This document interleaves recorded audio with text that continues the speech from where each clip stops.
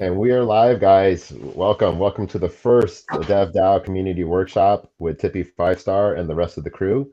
This is the first of many community workshops. We are working on an initiative to really showcase a lot of the community members, what they're working on, what will help you level up in your dev life. Sometimes we don't get the right sponsorships that want to teach us what we really want to know. So here we are to start it off with Tippi Fivestar and teach anything. Tippi, I'm going to put you on the main stage to do an introduction. Here we go. Nice. Oops, wrong Looking person. well, 1 second. There you looking go. good. Big Yeah. shout out to Billy for putting this together. Yes, hey everybody, I'm Tippi Fivestar. You may have seen me around before, but if not, this is the first time we're doing this where I can't see all of you. We're streaming to the YouTubes, but I want to just share my screen for a second. I've made a brand new dark mode, mostly dark mode version of the classic slide deck. So welcome. Oh, this is nice. I see the people. The people. Good. So welcome. Teach anything. We are recording. If you're not aware of that, that doesn't make any sense. But the last Teach Anything was over a month ago, and so I was like, okay, what has been going on with Teach Anything? Usually when we start these out, I really like to follow through on my promise that you're going to really learn something. And I just like front load it with you learning what I've been up to, because usually this thing is built around the community of people that I know and trust and think have cool things to share. And really excited to introduce them in a minute. But first, who am I and what have I been up to? If you don't know me, I'm Tippi Fivestar. I don't have like a 1 or 2 sentence intro for who I am because I didn't realize I was going to have to do that somehow. But let me show you who I am by showing you what I'm working on, which is sort of what I did prepare. So to start us off, something that I've been learning by reading is this great book called The Timeless Way of Building. And in it, there's this quote that says, "A building or town is given its character essentially by those events which keep on happening there most often." Um, so when I first read that, and he spent pages talking about the character of a building or town, and I think about, well, how does this apply to a DAO or a metaverse or even a Web3 play to game that I'm building, right? Like, what are the events that are happening there, and what's the character of the thing that I'm building, and how will it develop? So I was thinking about like a bench. You see it's got all these initials carved into it. That's a bench with some characters. And I'm thinking that developer DAO is got a lot of character already. And here's one more aspect of character. Um, so if you think about like a timeless protocol, it's got to have some way for the community to leave its mark. And Teach Anything is a way that I've adapted a tool from Jorge Lucero into something that's for the community to leave its mark, and for people that maybe aren't leaders in the community for different ways, or are leaders, to show a different side of themselves and to show something they're interested in. So what I've been up to in general, most specifically, this I went through the slide deck, right? And this is one of the rituals that I have as the facilitator of Teach Anything, is I go through, this is the 17th iteration, and I update the slides and I take stuff that I learned. Usually it takes like between 45 and an hour to update it, sometimes faster. This time it was like much longer because I had new constraints and it had been a while, so it was a good thing to see how many of there's been. I got into DevRel University and completed the workshops, and now I'm working on finishing up the homework, which is about creating documentation and making things accessible. And part of it was using Third Web to build this NFT on a Web 2 game that I started the game, and then I realized there needs to be these Web3 components. So that's what I've been working on. Sad Coin, Scepter Club, and of these two, evil looking apes. Which one is more evil and awesome? Just vote in the chat, just like left one or right one, because I gotta choose an evil ape companion for the demon team in my game. Yeah, and so that's that's what I've been up to. And what is Teach Anything that's coming up? We're going to learn about each other, the people in the teacher role on screen, and there'll be some intangible things that I can't predict you'll learn. And there's also a surprise. So what the heck? Look at this list. I update in Figma every time with the new people. Clearly, we need a website, but today this is the 17th introduction, and coming up next, we've got Ali talking about creating and managing Discord bots. Alex sharing his journey into headless CMS, and Billy gonna lay down some beginner DeFi. Is this right, guys? That's on point. All right. So here we go. One of the rituals we also have is do a selfie. I don't know if we're gonna be able to do that, but maybe people in the chat like make the chat blow up with like emojis and stuff. And people here, I'm gonna take a screenshot. So like 3, 2, 1. Grab something like on your desk and hold it up. You know what to do, guys. So like get it on the screen. Yeah, and I'm gonna screenshot that. Yeah, there we go. 3, 2, 1. Booyah. All right, I got it. Now, on to the next thing. Community workshops. We all know them. They are this pattern that we were talking about earlier, or I was at least. You might have been thinking about it or talking with your friends. I can't see what you're doing. So in community, we have to have events. Obviously, we're an online community. What kind of events do we have? We have vibes. We go in the voice chat. Well, here's another aspect of that. Teach Anything by Jorge Lucero. You can check the link, jorgelucero.com/teach anything, and see about how he's been doing it. But I've adapted it for DAOs because I feel like we need more ways to like let people share what they're into. It's kind of like a show and tell for adults.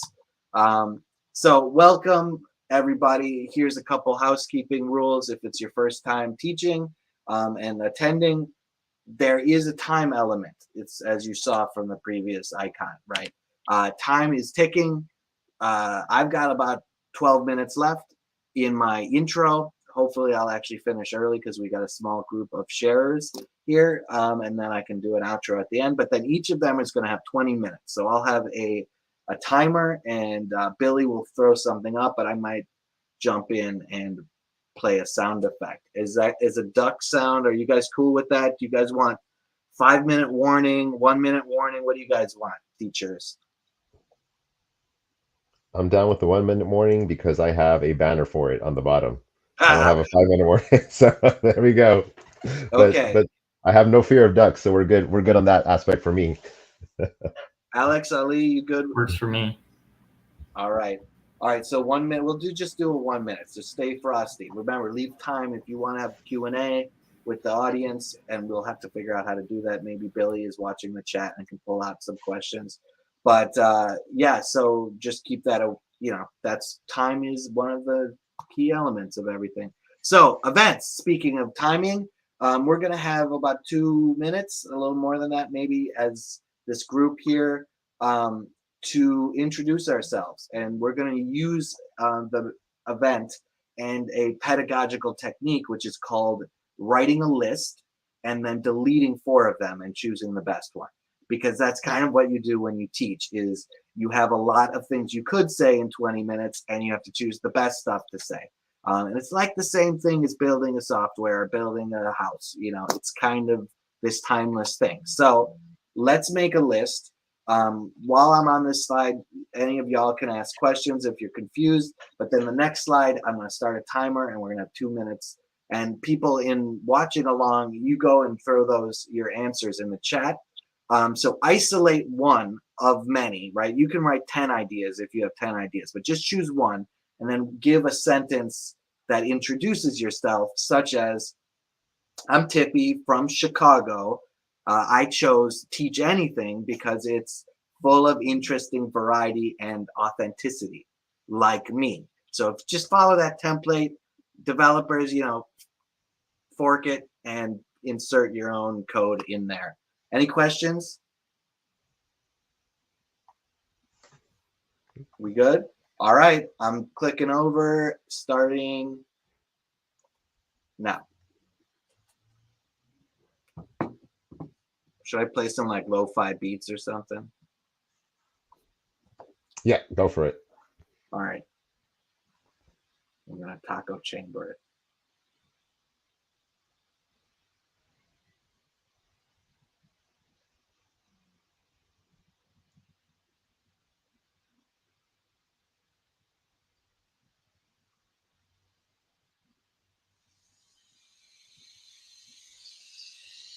I'm just going to use my phone to type.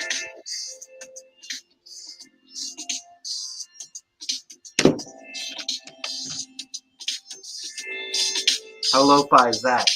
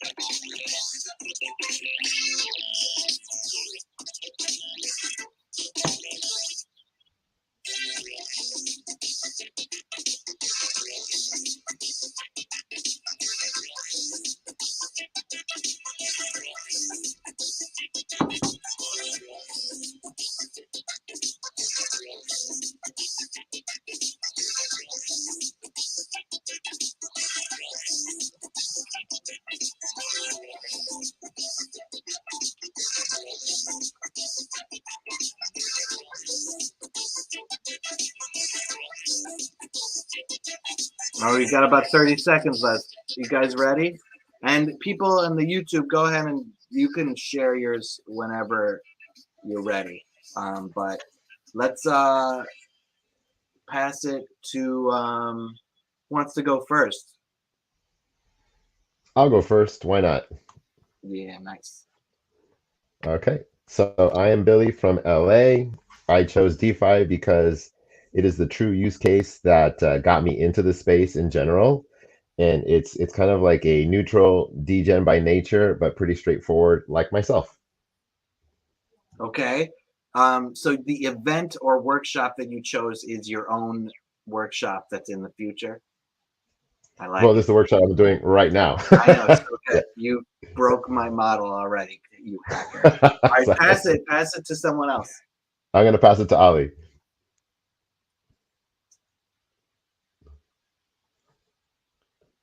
You're on mute, Ali, just in case.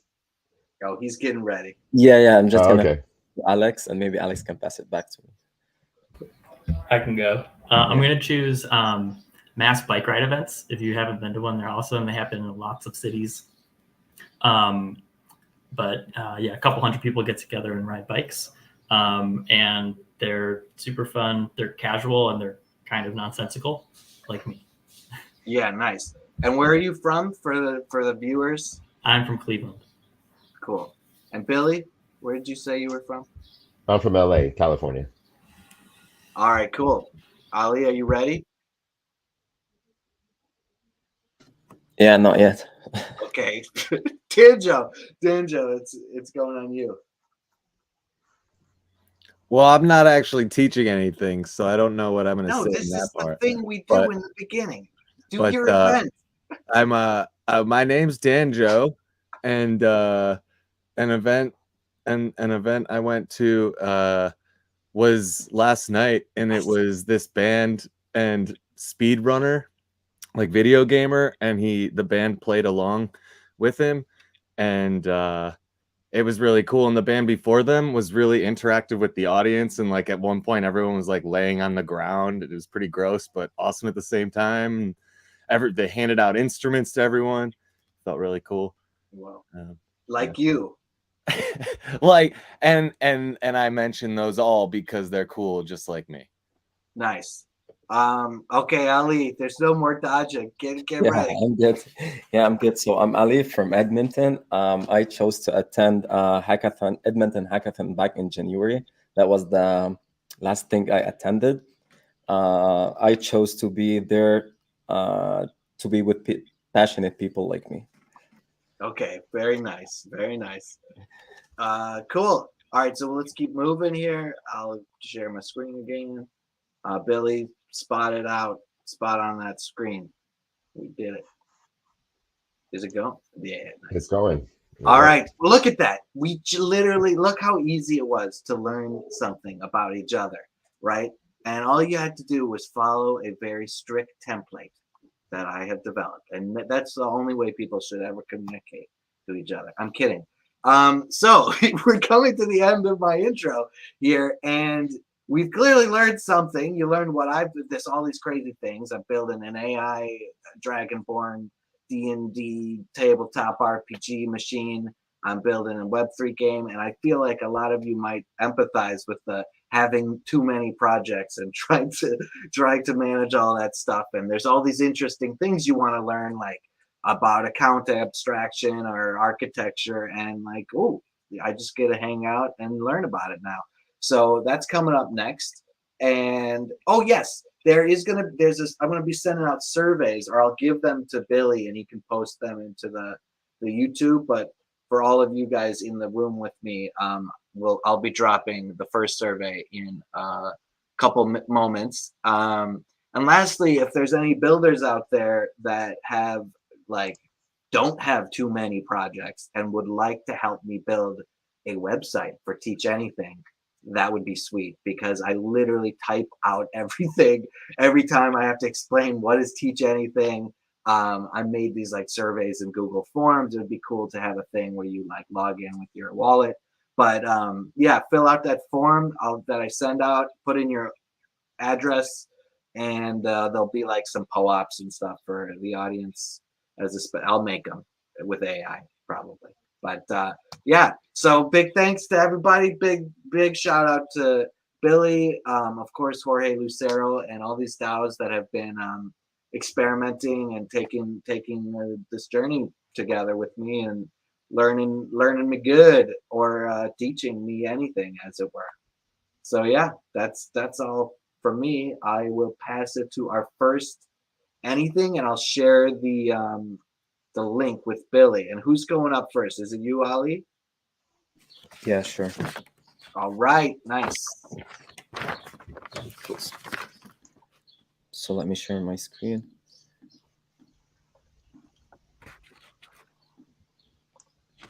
So my name is Ali. I'm a blockchain developer and a proud developer DAO member. I'm here today to teach about Discord bots, giving a general idea about like what Discord bots are and the functionality behind the Discord bot and how to fine tune a Discord bot. So generally, Discord bots are by now like very popular with several use cases and exciting features. They are automated entities on the Discord platform designed to perform specific tasks like to manage, organize, enrich, and add functionality to a server, and to provide it with a range of features. So we're gonna do this using Python language and using Replit IDE. So first thing, we can start by settling the IDE by creating a new REPL. We choose for that Python. So I'm gonna name my project Teach Anything today. Create my REPL. The good thing about REPL is when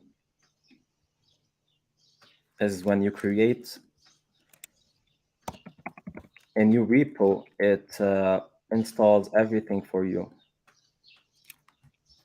So here you go. It starts installing dependencies and libraries needed for your Python code.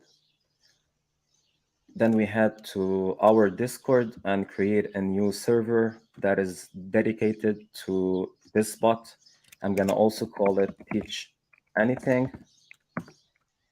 Here we go. This is the server. Now we need to go to discord.com/developers/applications. We need like to go and start a new application, which is our bot. And also I'm gonna name it Teach Anything.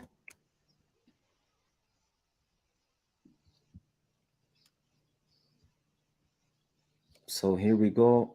Now we need to generate a link for our bot and give it some authorization. So I want this bot to be a bot. Here you can authorize your bot. What can my bot do in the Discord? It can, if you select an administrator, it means you gave your bot every and all the authorizations that are there, which is something is not recommended for security reasons. But you want your bot, for now, we want a basic bot which sends messages, can manage messages, send messages in threads, read message history, and that's it. So we can see here there's a link. We copy this link. We open it here. This is where like we are adding our bot to which server. In our case, we want to add him to Teach Anything server. Here you will see the authorization that you gave to your bot.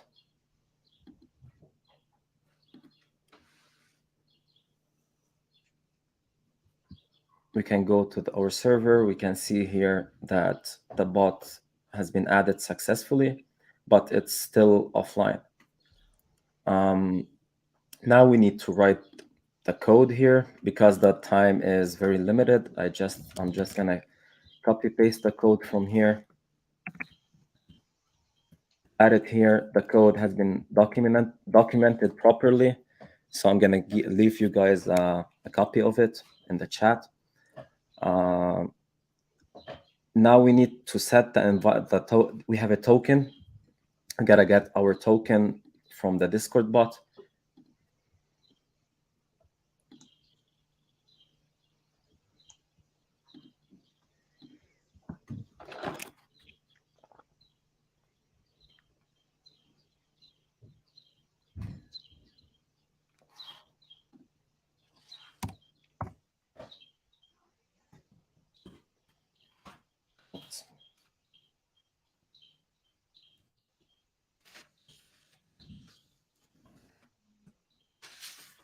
So here we go, we copy our token.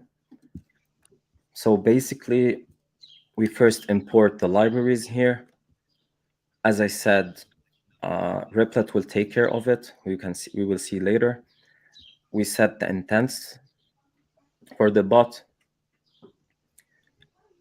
And we pass here the variable that we pass the data that we want to like our bot to perform on. And here you can see the events.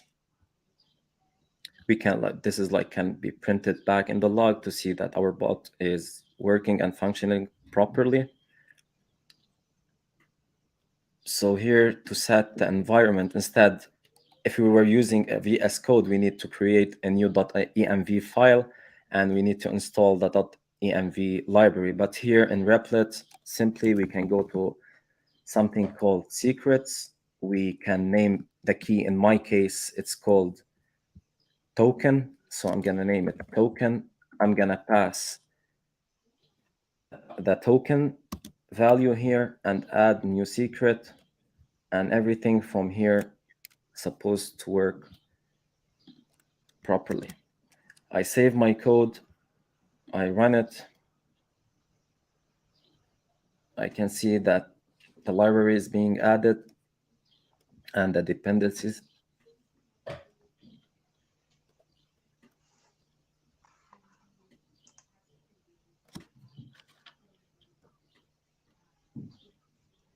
This message means our bot is online. Now it's time to go and test it. So our bot is only trained on this, like, as I said, it's a simple bot, but it's trained on this couple of prompts. So if I don't want to say for the, I have to tag the bot and ask him, for example, what is a non-fungible token?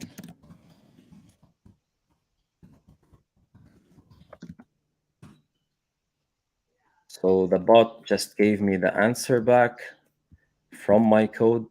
So it said non-fungible tokens or NFTs are digital assets that represent ownership of unique items or content.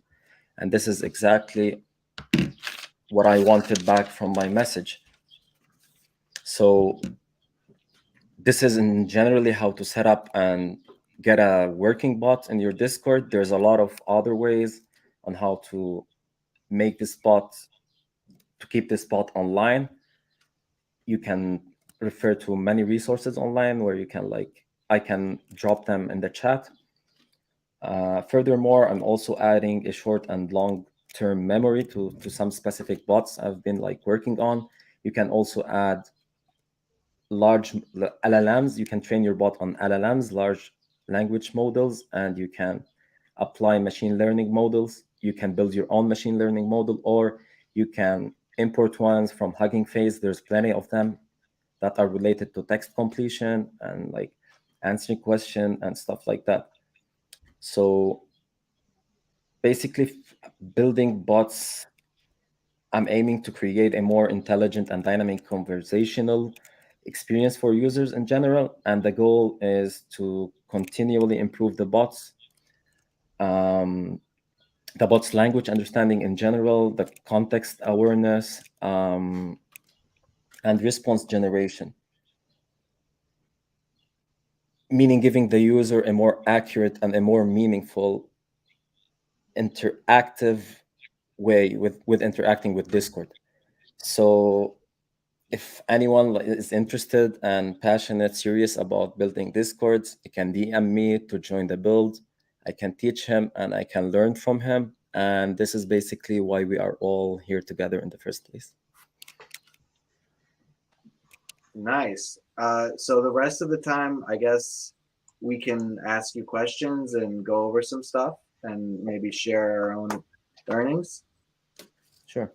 Awesome. Well, that was great. I feel like if you don't mind, I actually yesterday had my first Discord bot thing where I integrated the Discordians Golang based one bot into a server, and there was some tricky parts, and you actually just showed it in a really great way. And now that it's recorded, we can like rewind.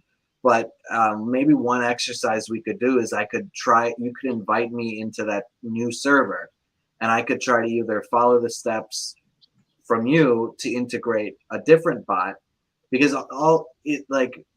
what I'd like to try to figure out is what's the fundamental flow, like step 1, step 2, step 3. It's step 1 clearly is have a server, right? Then step 2 is go into the Discord's developer portal and make a thing that is, and that's the bot as Discord sees it. That's the bot, right? Yeah.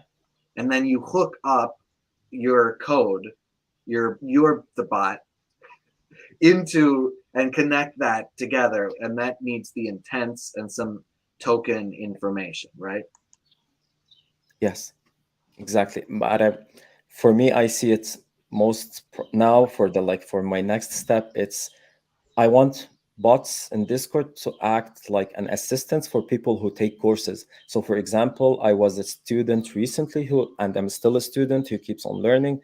But at some point, I see that some courses, especially in these days where AI, technology, everything is moving fast, we sleep, we wake up into so much advancement and so much improvement. So we need to be up to date. So those courses are getting outdated so quick. Yeah. So creating a Discord bot where I can keep on feeding him data, where I apply machine learning models to him, where I train my model on LLMs, can like create a unique experience for learners, where they can keep updated with resources, interacting with the teachers, with the mentor, with the whole community.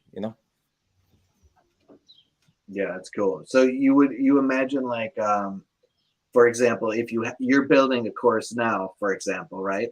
And you take all of your content and train the bot, the LLM, in what you've written and what is the current content of the course. And then people can literally just ask the bot questions as if they were talking to you. Exactly. Yeah, This that's is how cool. yeah. You can also, like, initially you can, if you want to integrate GPT 3.5 or 4, if you can have access to 4, you can basically also fine tune it by training it into your Discord bot as well. So beside having your own data, you can have GPT 3 4 being trained on that data to even like leverage the experience as well. Yo, so I'll throw it to see if Billy or Danjo or Alex has any questions. And then meanwhile, Ali, can you share the Discord invite link? I'm gonna get in there. I'll actually try it because we still have like 8 minutes left on your. I have a question about using Replit.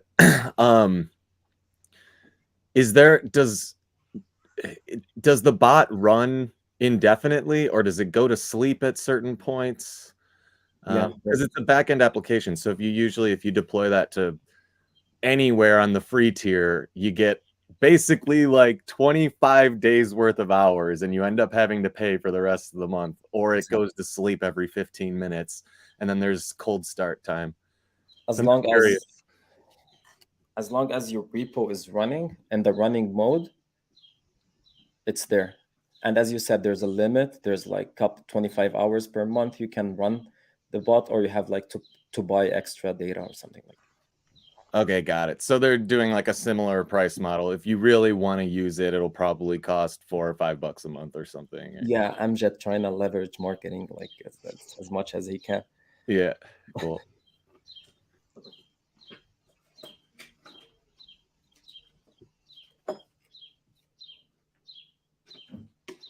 I'm good on questions as well. He answered my question about the Chat GPT plugin for the Discord bot as well. So It's really cool, crazy. Alex. I dig Yeah, it. yeah, I'm If you gonna guys tell have you. questions on YouTube, go ahead and ask them away as well. I guess also in order to be like training the GPT model on your own data and everything, I guess you need like a vector database that it somehow reads from. I don't know too much about that, but like how does it actually, remember and retain the data you've given it? Like you can't feed it all your data every time someone asks a question, right? Exactly. Yeah, but you can feed it the data through OpenAI have something called JSON-L. It's actually a JavaScript object notation line. So object notation line is where there's a specific syntax where you have to leave spaces between what you are training and what the outcome you want. So you connect your model there where you have like your ChatGPT gets back to this kind of data, so it can make sense when it's asked about a specific topic. Okay, got it. Yeah. Yeah, I hope all this stuff gets a little cheaper to use. The OpenAI API isn't necessarily cheap. I was running like some what do they call them? You give it a task and it Agent. separates the auto agents. And like I quickly racked up like $8 just playing around, So yeah.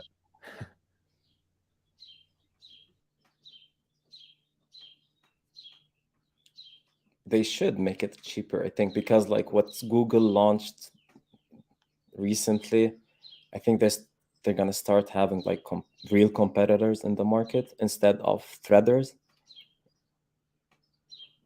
I don't know.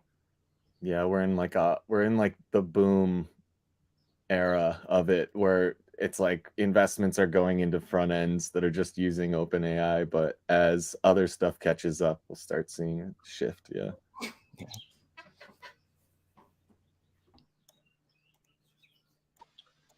Billy, I'll share my screen a bit and demo the one bot that Discordian built, which Ali, by the way, you can it's open source software and it's pretty robust. So a quick demo of one, but he's working, it's not like fully ready for everybody to just like pour into it, but he's written a get started guide that helps you get set up. It's written in Go, and it's basically, it's got separate protocols so you can have it work with GitHub, not GitHub, Discord, Blue Sky. I think it works with Matrix. For my version, I just set it up to work with just Discord. So I disabled these things, but these are the plugins. So if we go to like Parrot, you just type in like comma to activate the parrot, and you write say, which is what it's looking for. And you go down in there and it'll just repeat whatever you say. And so at first we were really struggling to get it set up, and we were making it up because what we used for the front end, or not the front end, for the connection was Discord. It wasn't this one. It was like Discord portal or like settings. I can't remember what we used a separate site and got back a token ID. But can you demo again how you, or walk me through so I could try setting up that the one bot on on like a new, because I did it in this server, in our Scepter Club server, so people can go like roll 20, right, and then it rolls a random die for you, for example, or you do say hello and the one bot says hello. So I'd like to try it in that new Teach Anything server and share that link. Oh, nice, there it is. Share the link in the chat on the YouTube, which I think I can do. There we go. Hey, everybody. Say what's up in the chat. So we have like 2 minutes, 3 minutes left. Can we try to speed run connected in? Is there enough time, Ali, do you think? Or should we save this for later? Yeah, if you want, we can save it for later, yeah. Okay. So like I have this app created already, right? Do I need to make a new one for putting it in a different server, or does this one work for every server? Yeah, you can like you can adjust it the way you want.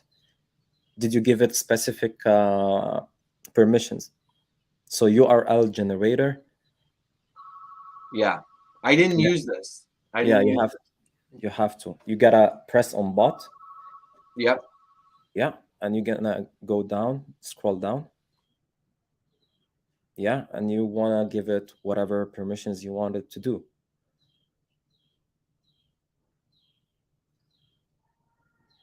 So then once I've done this, copy, right? I get this one and I would put it in the bot somewhere. No, this is a URL. Just open it in a new tab. Oh, I see. Yeah, now you're authorizing your bot for that server. And it's whatever server this one has been set up for. So I would have to maybe make a new application called OneBot and set it to the Teach Anything, like a Teach Anything OneBot. Yeah, you can. Okay. All right. So we don't have time. But let's, I'm going to send out the survey for everybody. Great job, Ali. Thank you for walking us through. And I'm going to try using it all the way in Developer Portal with that link, because we used something else that gave a token, and then we added that token into the bot. And maybe that's just how he designed the bot in the first place. I built also, there's one that can track blockchain's data, live data, by the way. Oh, yeah, that's fancy. Yeah, it is actually. All right, so I'm going to send it in the chat unless Billy's already done it. Nope, I got it. So here's Ali's survey. Thanks again, Ali. Thank you, guys. Tippy, I'm just breaking your model left and right. We're at 11:40. I know we have Alex going up on the 20 minutes, and then mine probably might go over the hour for outros. So I might cut mine a bit short as well, maybe more of a vocal, visual one than that, so we can get moving just in case for the time frame. The time frame is 90 minutes. Oh, okay, got it. Okay, just It's in case. it's 80 minutes of anythings, and then there's like a buffer time. But yeah, if people have to go, then but this is the audience. The YouTubers can just pause it, and come back. That's so cool. Yeah. But do Okay. you have to run? Is that why you're No, saying? no, just making sure. Just making sure. That's all. Alex, are you good for the whole time? Yeah. Nice. All right. Well then, it's up to you guys. Who's up next? I can That's go Alex. next. All right, take it away. Cool. Let me figure out how to share my screen. Presents. Share screen.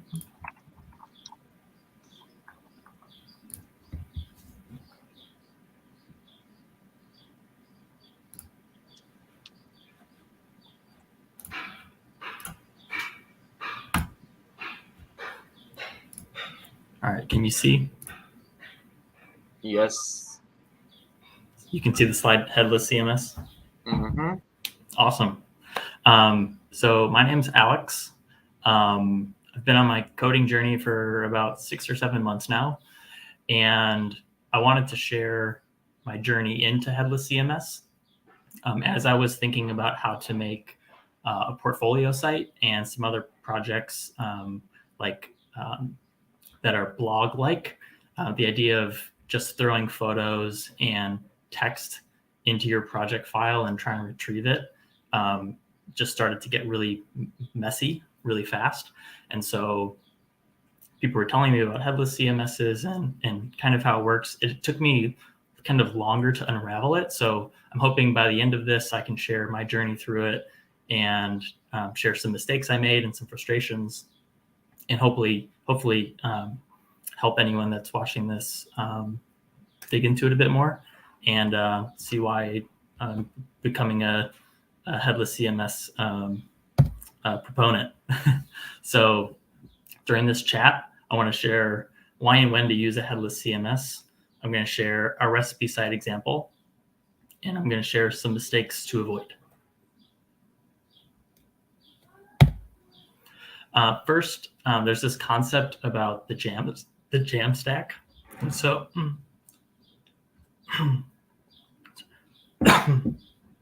it stands for JavaScript APIs and markup. And so it's been this trend to basically decouple the front and the back ends. And it has some advantages. It's supposedly more secure. It delivers content faster. It basically delivers content that's pre-built.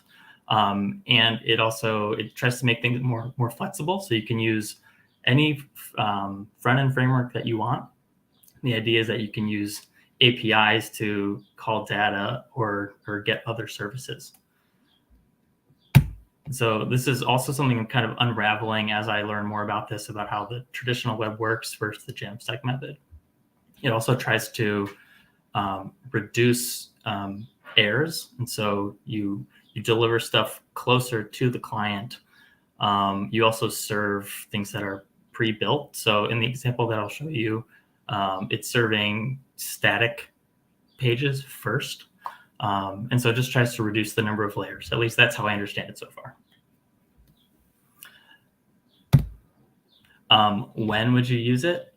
So if you used like site builders before, the content management and the site building is kind of one and the same. They're all right there. But in these examples, I'm using Next.js as the front end, so you have a bunch of flexibility. But it allows me to store structured content. So structured content is like a recipe. You're going to have a title. You're going to have a cover image, and you're going to have a description. You could have ingredients. You could have comments. So you could have other types of data that you want to keep tidy.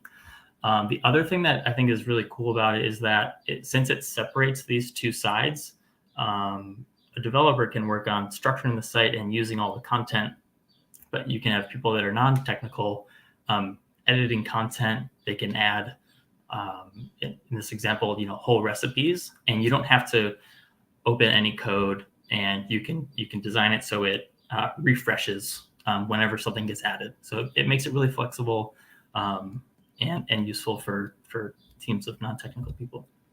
And so this is the site I'm going to share. So I built this for this presentation and stole it from another portfolio site I was building. I can share the repo too if you wanted to play around with it. I'm using HighGraph, which is a content management system. I'll get into a couple of those later, but I wanted to show what can be built with it. So I think something like a recipe website is a really good example of it. So you can have a homepage and you can have a couple different recipes. And so this data, it doesn't live inside the folder. It lives on the content management system. And so we're just using an API to call the data, to get the image, to get the title. And then we can design it so it's dynamic. So when we click on this image, it gets its own page. And it also dynamically renders the URL. So each recipe is going to have its own URL that allows this whole thing to get populated. So we can go back and we can have an apple and walnut salad, and yep, it can all. So this is kind of something you could build using a headless CMS. It's good for blogs, e-commerce sites, and types of projects that have a lot of content. So we saw these before. This is, I mentioned HighGraph. HighGraph is a content management system that I started using and I really like. And it basically gives you a really good user interface for adding and modifying content. So as you can see, you can have a title, description, photo. You can customize all these things. So you can have different properties of, let's say, a whole recipe. So while I was building a portfolio site, I had a lot of headaches. The biggest one that I ran into was, how are you supposed to choose? And so there's a really cool website called jamstack.org, and they list a bunch for you. There's even a Google Drive one in here, which is interesting. So you can use Google Drive as a headless CMS, just a place to store content. So there's probably at least 100 on this site. Not really understanding kind of the differences. I went the Strappy route. It's open source. I'm like, cool. It's used by lots of people. That's awesome. The problem was I don't have any backend experience. And so setting up backend servers and that kind of thing wasn't in my wheelhouse. And what Strappy does, you actually have to host your own backend server, which was fine locally, but I couldn't for the life of me figure out how to get it on the internet. And so that's when I started to learn they're not all like that. And so there's hosted ones and unhosted ones. So if you are familiar with that, with hosting backends and things like that, that probably isn't so scary. But for me, a beginner, it was a lot to try and understand and caused a lot of roadblocks when I really just wanted the site and I wanted the content, and that was my focus. And so these are a few that are hosted. And if you haven't used this headless CMS before and just really wanted to get started to learn, or you're learning more about how to use APIs and things like that, and you want that to be your focus, I'd say HighGraph, Storyblock, and Contentful are really good. They're really easy to set up. You basically make a profile and you can just start adding your content really, really easily. The other thing I learned was that since you don't have to open up any code to make changes, you can, let's say, change a photo or change a title in the headless CMS, and you expect it to to make the changes live on the site. So I've deployed the recipe site and it's live. But there's one thing that took me a while to figure out, is that in Next.js, you can use revalidate. So when you're calling that data, basically, because those sites they're built, they're generated on build, they're only going to have the information it had when you deployed the site, which obviously limits the usefulness of the headless CMS and allowing someone else to update it. And so if you get into it, there's revalidate, and there's another one. It's a no cache policy, which I spent hours and hours trying to figure out why it wouldn't update. So if you get into it and remember it, there may be a couple of different settings you'd have to tweak. But yeah, we saw this. This is HighGraph's interface for updating data. The other thing I'd mentioned that I kind of went down the Strappy route without getting it deployed first. So I spent a lot of time not understanding the full deployment of the application. So think through the whole site. Even thinking through all of the different ways you want to organize your data is really important. So I wouldn't input 100 recipes and then deploy it and then find out, well, maybe you want to structure the ingredients differently. So the way you structure your data gets pretty important. So try it with a few types, and as you build a couple, you'll see, well, maybe I could structure this one different, or maybe this one needs a couple components inside of its field. So just a couple tips and takeaways. So if you want to cite fast, go simple with hosted versions, HighGraph, Storyblock, and Contentful. If you're good with backend work, or if you want an excuse to go learn some of that, there's a ton of other like Strappy CMSs that you can get into. So deploy early and then keep adding content. So kind of sketch out your whole site, get it deployed and working, and then you can keep adding content along the way. And then it said, I think remembering to allow updates. I think that's one of the really cool parts about headless CMS is that content updates can happen and the site refreshes. So in Next.js, it's a combination of revalidating and the fetch policy is what I found. If you have another framework, there may be some different versions, but if you don't see your content updating, I'd say there's probably just a couple small tweaks that you need to make, but they're important to remember. And that's all I got. Thanks.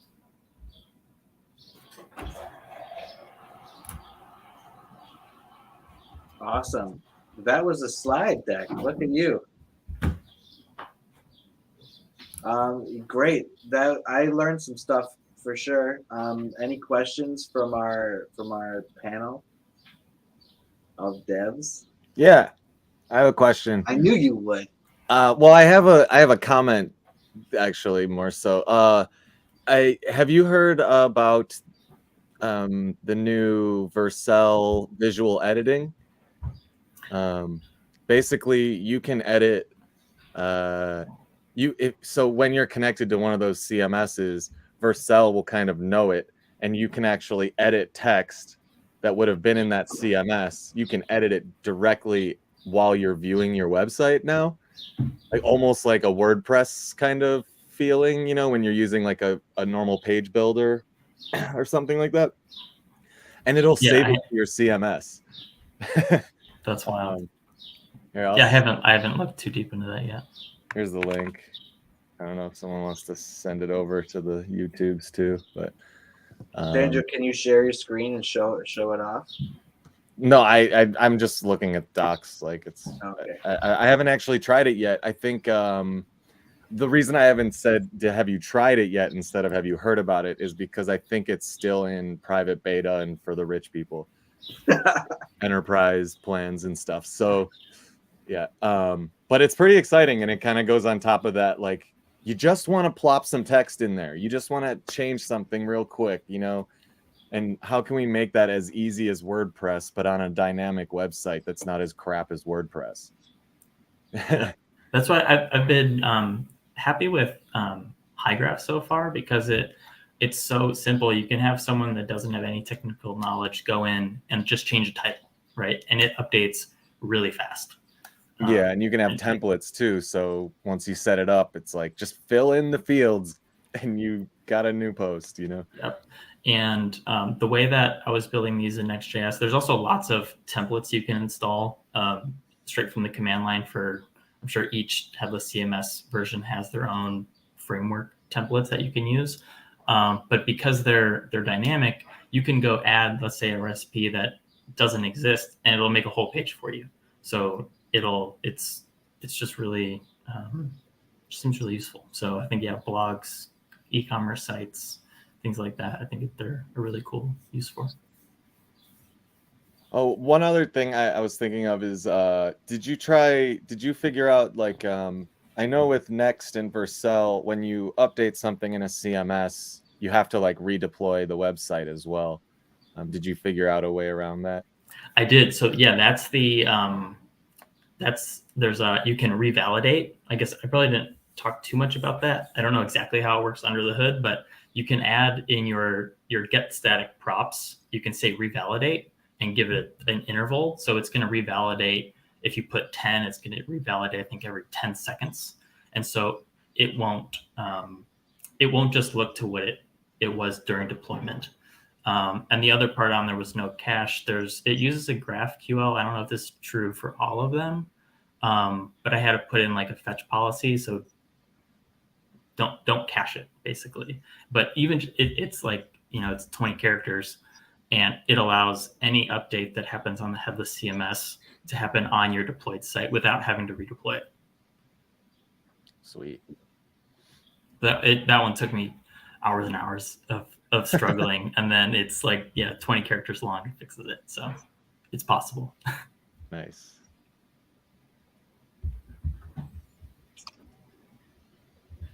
Did you think about using any of the other front-end frameworks like Gatsby for this? I mean, Gatsby kind of seems like dated now, but it was built specifically for blogs and things like this, so. I haven't. I've been spending most of my time in Next.js, and so was trying to limit the number of new things I was going to learn in one project. So, but yeah, Jekyll. I think Jekyll is another one. Gatsby. They seem like they have lots of support. Yeah, I feel like just Next kind of adopted all of the goodness from those, and there's not really much of a reason to use anything else. Yeah, when I was building Deduce, it was like try to start this, right? So I listened to your advice, Danjo, and tried with Apter, and then it just ended up that one experimental feature. I learned about it a ton, right? And then I learned where it doesn't make it easy for you to, and it becomes a roadblock. And then I was like, okay, well, I learned enough about that's experimental future coming feature that they say is not ready for production. Now I'm going to roll it back. And so that actually is like scoping me back. So like, well, the things I learned now are about the parts that I'm learning, like the NFT deployment. I'm just focused on that. And I can just use their tutorials, which are built for not Apter and work for not Apter. And I don't have to like wrap my head around doing it. And then when Apter is supported, they will have a tutorial that's about Apter, and just wait for them to catch up, rather than running ahead. But I got the learning experience from trying that new thing. Nate says try Astro. Looks like it's another framework built for speed. Built for speed. Well, speaking of speed, we're coming up at the end of your 20 minutes. So I'm going to give you a shout out, and Alex, great job. Ali as well, if I forgot to mention how awesome it was to see you showing off what you're working on. It's great. And let's see, I've dropped Ali's survey in there, Alex's survey coming up next, and Billy, 20-minute warning. I'm here. I'm here. So the beauty of going live is by running all these panels and this video on my laptop. My laptop is overheating, so my PowerPoint will not load. So we're gonna Send go it to live. me. I'm gonna do hand puppets.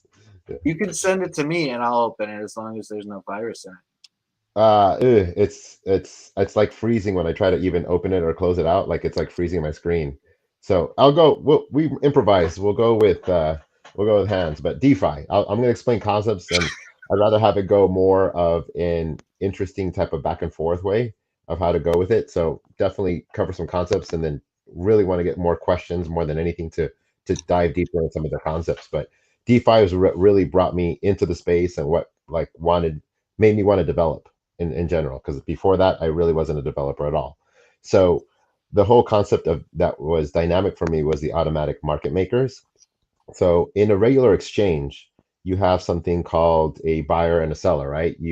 There's a stock or a token, somebody's selling it for $10, and someone wants to buy it for $9. Nothing happens, right? Until somebody budges, right? So we have this type of like standoff where who's going to budge first? Am I going to pay more or going to pay less? And so we have something called market makers that will buy and sell and move things back and forth just to keep the market moving. And that required, third parties in order to be able to control that and facilitate that. And so now with DeFi, we have something called automatic market makers, right? Where you create this liquidity position. So, taking that a step back is like, how does that even work, right? So, Pepe has been a very popular token the last 3 weeks, and everybody is attempting to create their own token in that same fame. But there's quite a few steps that happens after that. So we can create our ERC20 token, and let's say we create a billion of them, or a trillion, or 10, right? And so you have all these tokens on this test net or mainnet, and then you're like, well, what gives it value, right? Because you can say, I've made this token, I can give out to everybody, but there's no value to it until you tie it. And this is where something like a DEX, like Uniswap or SushiSwap, will come into play. And this is where you add value. And this is where you set up your initial position to add value to your tokens. So for simplicity, I'm going to make it 1-on-1. So let's say we have 3 of our Teach Anything tokens, right? And I'm going to add that with 3 ETH token or coins, right? So I have 3 and 3. I'm going to make sure I get my angle right here, right? So I have 3 and 3. So theoretically, I'm going to merge these two in something called a liquidity position. So I send 3 of these tokens and 3 of these Ether tokens into the contract, and it forms into these liquidity position tokens. So the 3 tokens are sitting in the contract, and then these liquidity tokens get redistributed to you. What does that mean, right? So like, what gives it value? So by setting up this initial position, I have these 3 tokens and this 3 ETH. By default, each token is worth 1 ETH, right? Because I have 3 for 3, right? Makes sense. I'm watching your faces. 3 for 3. So if I had originally put in 3 tokens with 1 ETH, then by default, the tokens would be worth 0.3333, into infinity each, theoretically, right? Okay, hold on. Yeah. So you're saying if Teach Anything token doesn't have any liquidity yet, Right. this is so it's like we just made up ERC20 yesterday, and now we want to make it fun. This is the way you thread together your meme coin with the actual thing, and then you come together into a position, and then there's another hand motion. Okay, ERC or BRC? ERC. we're not ERC. touching about Bitcoin yet. You're not touching Bitcoin yet. Yeah. So basically, what you initially put your value against that has something that has actual value, let's say Ethereum or any other high value token, is you're setting up that value of how many get set up in the initial position, right? One ETH in 3 makes that value of 1 ETH divided by 3. 3 ETH to 3 makes them 1-to-1, right? So depending on how much you put up in that initial position, dictates the original value of that token, right? So we're going to keep the 3 and 3 just to keep things simple right here, right? So we have apples and oranges, right? And so let's say I want to buy, one of these tokens, one of these Teach Anything token, right? And so I send in 1 ETH into the pool, right? So now I have 4 ETH in the pool now, and I've taken away 1 Teach Anything token, right? So now we have a slight imbalance, correct? Because now I have 4 ETH in the pool, 2 Teach Anything tokens. So by default, now these are more valuable, right? Because I have the low liquidity. So now each token is theoretically worth, take a guess, 2 ETH, right? Because I have a large slippage. Because now I have fewer teach anything tokens and I have more ETH available. So now we have this low liquidity issue of shoot skyrocketing, right? Because when you have a low liquidity position, yeah. Go So ahead. I just bought. So I like you. Let's say you're my guy, and you just merged the 3 and 3, and then I come in and I've got an extra Ethereum lying around because I totally do, and then I put in one of them, and I get out a Teach Anything token, which was worth 1 ETH. So I just really effectively didn't do anything stupid. But now one of those is worth 2 ETH. Right, because you took one out of the rotation, right? You took it out of the liquidity pool, and now you've added an ETH to it. So we have But two, my 4 ETH one is also worth 2 now. until you sell it, right? So that's where we come back. So if I sell it, right, and I said, okay, I want to sell this for 2 ETH, right? You're going to come back and you're going to put in 1 token back and take that ETH back, right? You're going to take the ETH back and maybe some piece, but it's going to be an average of 3, right? Depending on how many tokens leave and come in the position. So that's what gives it value. So if we look at Uniswap V2, it is a formula that has X times Y. It's a curve type of thing. And this is where it would have been nice to have the chart, but there's a curve where the liquidity pool will never get to 0 because we have the XY. I'm trying to do this in the camera. This XY axis, right? And so in the chart, if you get to 0, basically the token is worthless, right? But with the XY, the formula will always curve, right? And so with that, we have something called slippage because since it can never go to 0, since I can never drain this tokens to 0, because this can never happen where I have one-sided token, there's something what we call slippage, right? So if we come down to the 1 token and we have, let's say 3 ETH in here, and I want to buy this last token, this price would be so high off the mark because it's fractional, right? But it'll be so high because it can never go to 0 that I'd have to pay absorb like an abominable amount of ETH in order to make that even close to 0. Because the slippage will be like, if you want this last piece, we're going to fractionalize it into a very, very high value. It could be something like 7 ETH or something that nobody would ever do in the right mind to make that happen. And so that's why we have liquidity wars, right?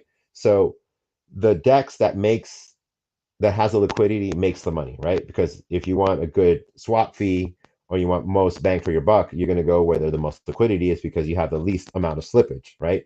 You're going to get, I want the Teach Anything token at the best price possible. And if let's say Uniswap has that, that's where I'm going to go. And they charge a tiny fee. They charge the 0.3 fee on there. So every time we swap, there's a little bit of a fee.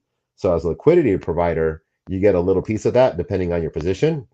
But that's what about SushiSwap, right? And so what about Paraswap that does a DEX aggregator or any of the other one? So now it becomes a battle of whose liquidity or how can you gain liquidity so then people use your DApp. And I'm seeing a question there on the thing. So if you take the 2 ETH, then you'll have a different imbalance, right? Because of the X2, Y2. So it's about learning where to swap, right? So sometimes there's only one location where you had liquidity, right? So let's say that's Uniswap. So if you were to go to SushiSwap and try to swap, your ETH for Teach Anything token, you would have a very high amount of slippage because there'd be no tokens there until somebody put liquidity on that DEX. So if you were to search that on SushiSwap, it would not exist. Only if you went to Uniswap would you see that trade available. So depending on the DEX that you use and the amount of liquidity that you have really dictates the price of it. So this is where it leaves an opportunity for a lot of businesses that have arbitrage, right? Let's say we have 2 liquidity pools, one in Uniswap and one in SushiSwap, right? And in this pool in Uniswap, we have a 3-3. And then on SushiSwap, we just swapped, right? And now we have this 2-4 situation, right? Is that okay? Is everybody still with me? 3-3 in Uniswap, 4-2 in SushiSwap. I think I get you, but the last part about there was a question in the chat. I don't know if you can pin it by Nate Dev. What if you take 2 ETH, you have another imbalance? Yeah. What? So I kind of didn't understand what the question. So what is he asking there? Okay, so this is going back to the original one where we have 2 and 4, right? We have 4 ETH and 2 tokens, right? and we want to swap it because, hey, the price went up, we want to swap it back. And so we're swapping on that. And so with the XY position, you will not get that 2 ETH back, right? It's going to adjust because now we're adding something back into the pool and we're taking away from the pool. So because given the low liquidity with my example, it would adjust to not give you the full 2 ETH. It would be closer to more the 1 ETH as we adjust for the swap fees. It'll adjust on that XY curve. So you might make a little bit more money, but given with my finger example with a very, very low liquidity, you would suffer from slippage because So you're there's saying, also swap fee. Go ahead. so in reality, it's not like 2.4. It's like 2 billion, 4 billion, or something like that. And so, or you know what? Like it's bigger numbers probably. And so when someone takes out a court, it wouldn't be a court. Like in our example, that's a third of the liquidity getting taken out. Like I would be a huge whale to just, hey, give me one of those, one of 3, and then. So do people do this with NFTs too? Well, there are liquidity pools with NFTs as well, where they have a lot of NFTs that are on floor price, right? And they pair it with ETH, so they put a little skin in the game, so that floor price stays solid. So if one person sells, it doesn't decimate the floor price because there's still a little bit of liquidity left to do it. So the size of your liquidity or your initial position, if I had $1 million of ETH and $1 million of token, and I swapped $1,000, that's not going to put a dent in my liquidity pool. But if I have $1,000 worth of ETH and $1,000 worth of token, and then I swap $500, that's half the liquidity. So that makes a very, very big dent. So depending on how many people put liquidity into your DeFi platform, truly affects how much the swap fees are. And that's for any token that gets created out there. And that's kind of the primary concept of it. So X2, the Uniswap V2 has that one type of X to Y ratio where depending on, it doesn't matter what the price point is of ETH or the Teach Anything token, wherever that is on that slide scale, you will have liquidity. Even though there's very, very high slippage, it'll be available to you. In the new concept of V3, we have something called concentrated liquidity, where you don't want to give a price point if ETH is worth $5 or if the Teach Anything token is worth $1 million. You don't want to have that price point of that curve.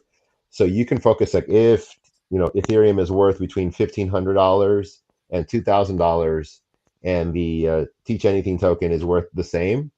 I want to keep it within that $500 range. And so as long as the price of ETH and the Teach Anything token is in that range, there's plenty of liquidity to work around with. And so your swaps don't have a lot of slippage, and you can generate money in. So one example of that was when we had the Luna crash, or a big black swan event, is people were doing a lot of concentrated liquidities for Ethereum, USDC. And so when I think let's say, for example, Ethereum was $2,000, right? And they did it up to $1,500. When people were panic selling and ETH started falling down in value and it got to the $1,500, guess what happened? There was no liquidity, right? Because everybody was doing the concentrated liquidity. So the next available liquidity pool was, let's say, at $1,200. And so we had this major crash dip because people were willing to pay the slippage in order to get out of their position. And so ETH went from $1,500 in the value of $1,200 in that swap, in that same DEX, because the liquidity wasn't there for that range. And this is specific to like a V3 type of system where you have the concentrated focus of liquidity, because it doesn't necessarily use just the X to Y curve, but you can pick where you want to sit on that curve. So that's kind of like the primary DeFi concept of being the investor. When you say you pick, so Yeah. I'm first of all, I'm like, you had an example where there was a 4-2 and a 3-3, and one I think you were saying one of them was a V3 complex one, and one is a different one. They're different, like the same tokens can be in a different sort of system. The protocol determines what the situation is. Yes. So let me take a step back. Let's say Tippi put up the Teach Anything token and put some Ethereum on there. And then me as a user said, you know what? I want to get in this game. I want some tokens. So I pop in some ETH get some Teach Anything token, and so now I have some Teach Anything tokens in my wallet. And I said, you know what? I want to put liquidity in there myself. I feel a lot of people are going to do some swaps, and I'll get some of those fees on there. So I put up my own liquidity in the value, and so I get to choose, do I want to use Uniswap V2 with their pure X2Y2 and have it in all ranges? Or do I want to use Uniswap V3 and have a concentrated liquidity pool where I only have certain range? And then I'm taking the fees in that range only.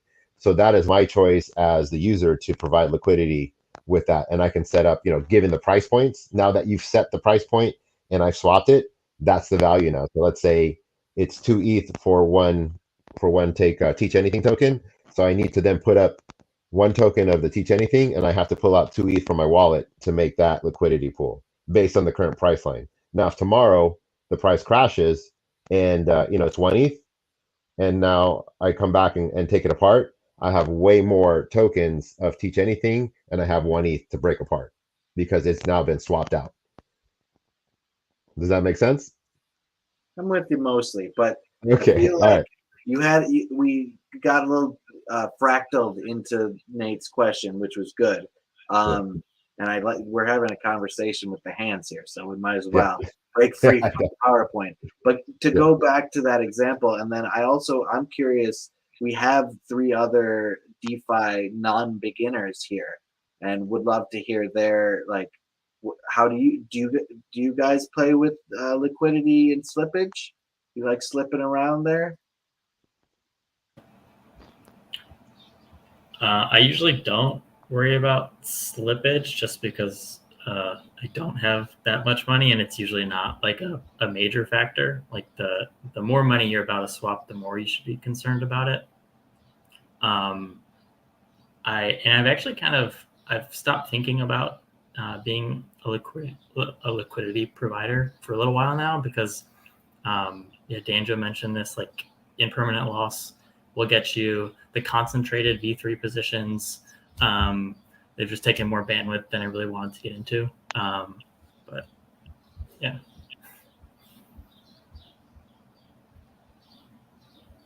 I have not played with these. Just to follow up on that, to follow up on the impermanent loss, I was going to get into Yeah, it. But I was hoping you were going to get into some impermanent loss a bit because it really tripped me definitely. out in the beginning. All right, testify. Go on. Yeah, go ahead. Yeah, definitely. So, a stable coin is always worth theoretically $1, right? So let's just say for simplicity and a little bit of clarity, you have USDC, which is a very popular token, and ETH. That's a very popular position, ETH and USDC, right? USDC is always theoretically worth $1, right? So if you put $10 or 10 tokens of USDC, it's worth $10, right? ETH is very volatile. Right? Today it's worth $1,800. Tomorrow it could be worth $1,500, and then the day after it could be $2,500, right?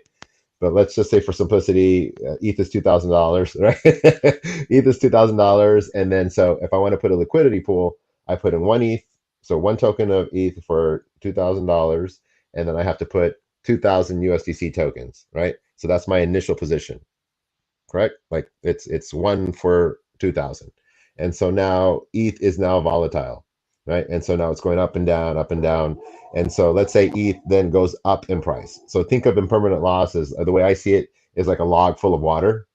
As something gets more higher in value, you're going to have less of it, right? Because that water is going to get trickled down to the lower level. We're going to have this kind of a balance type system. And while theoretically ETH is going up in value, you're kind of losing position because you're holding more of the lesser value tokens because you have all these arbitrage people, right? So I see an opportunity in SushiSwap where I can buy ETH at $2,000 and I can come over here and sell it for $2,100, right? So someone's going to obviously take that position, make $100, right? So they're going to pull out from your liquidity position and then send you more USDC tokens back and forth just so they can take that profit. So you're left with that. So what a lot of platforms do for liquidity is offer you incentives with their token. Like Uniswap had the Uni token for governance, SushiSwap kind of like a vampire attack with the Sushi token, and a lot of people offer some type of incentive for you to bring liquidity to be a liquidity provider. Because if you're just sitting there holding your liquidity position, we're better off holding the ETH if it went up in value, right? Instead of making fees on there. Because if ETH went to 2,500, you don't really have as much ETH that you would had because you're still balancing around $2,000. You just have more ETH or more USDC than you would have ETH because of that imbalance of system of like the value of something going up and the one staying statistic. And if you did it more exotic pair like ETH versus Teach Anything token, right? It doesn't have a stabilizer, so either price can go up or down. So if you had one ETH and $2,000 of Teach Anything token, and Teach Anything token just plummeted and it went down to like sub 1 cent, right? You would have a very, very tiny amount of ETH and a whole bunch of Teach Anything token because everybody kind of theoretically dumped on That's it. how it's going to start, actually, Yeah. not with Yeah. 4 ETH. It's going to start with Yeah. one Yeah. thing, and then because I think if I'm understanding this beginner, and we have to go wrap it up, but Yeah. this was great. But my understanding is, say I wanted to launch a Teach Anything token, Mhm. I would want it to start worth very little, so people could buy. Because at the end of the day, for utility reasons, it shouldn't be worth $1,000 per Teach Anything token if there's going to be a lot of them. And I'm going to be giving them out to you for teaching or whatever, right? So they should start worthless, and then people who believe in it start putting in liquidity. Is that what, by buying them from the pool? Is that how it works? Right. So in order to even put liquidity, they have to get access to the tokens, correct? So there's two ways to go about that, right? You could do an airdrop to, the loyal followers, right? And then they all have tokens and it's up to the user. Co-ops. Yeah. You Speaking of could, which, yeah. Yeah. And so then they can provide liquidity, or you can start off your initial liquidity pool, and then people can the option to buy the token and then add their own liquidity on top of that. As they're buying it, and one of the first buyers, and there's only a buy pressure, then the price will go up and up and up because you are taking tokens out of the liquidity pool and adding more of, let's say, ETH or any other value type of token moving up and up.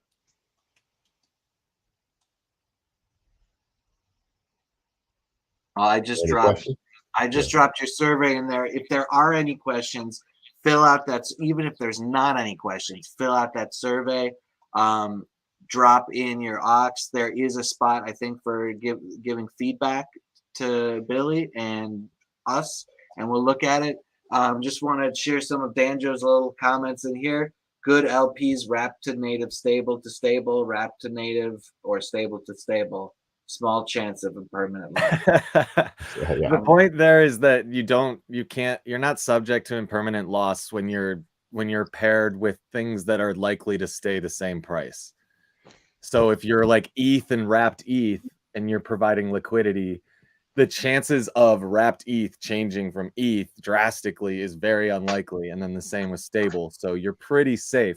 And generally speaking, you're going to get a worse APY on those ones, but they're way safer. So Yeah.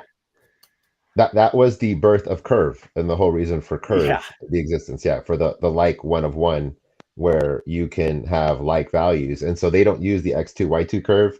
They use like insane mathematics that are beyond my scope of understanding of how they work, but they have an extreme low slippage type of swaps. So it has like USDC, USDT, DAI, a lot of these stake ETH pairs like ETH and Lido Finance, ETH, ST, ETH. So a lot of the like type of products on there, and they have now been scoping into having like a tri liquidity pool or 4 token liquidity pool, and gets much more advanced in math. That's a whole 1 hour course just in general for DeFi. Yeah. Nice. All right. Well, thank you all. Outro is just I shared the Form 0. Fill out those surveys. Give us your email. Give me your email. I'll send you when there's another one. It sometimes happens once a month, but we're working on some big things. I'm not saying a Teach Anything marathon is going to happen, but it probably is going to happen. So yeah, that's the alpha leak about that. Thank you to all the guests. You'll all be getting even better POAPs and airdrops and all the tokens. So many tokens. You'll just be swimming in liquidity pools. Yeah, awesome. Thank you so much, Tippi, on there. This was our first community workshop. a different style with the Teach Anything. It was my first time interacting with it and checking it. I'm trying to keep this consistent, like every Friday after DD Fridays. So next week we are going to have Waxy, our very own veteran. He's going to be teaching us how to code with OpenAI. And so anybody that's interested in messing with OpenAI API keys and calls, definitely check out. Coming up soon, we're also going to have a Figma Flow workshop. So like how to workboard your flow shop from creating your website. So designing in a Figma first, getting a flow, and then going to actually build it. And then the week after, we have a writing workshop with Dappa Dan, all DevDAO members. So like learn how to write, get paid to write. So I forget the name of the title. I think my screen is like frozen, but at least the camera works. But definitely more coming out. I am looking for people that are efficient with Docker, efficient with GitHub Actions. A lot of these different for production type of environments. We're looking to, level up our DevDAO members so that we can all learn some cool skills, work in, in a professional environment, get everybody leveled up, but also have some fun on there as well. All right, yep, and follow me on Twitter, and everybody drop your Twitters in the thing if you want to. I'm at Fifestar, Fifestar, and stay tuned. Join that Discord that Ali made. Ali's just like, why don't you guys have a Discord? Oh yeah, let's have a Discord. So here's the invite one more time. It'll be active for 7 days. But yeah, I had a great time. Thanks again. Thanks. Thanks so much, guys. Thanks, everybody. Have a good one. Thank you. Have a great day.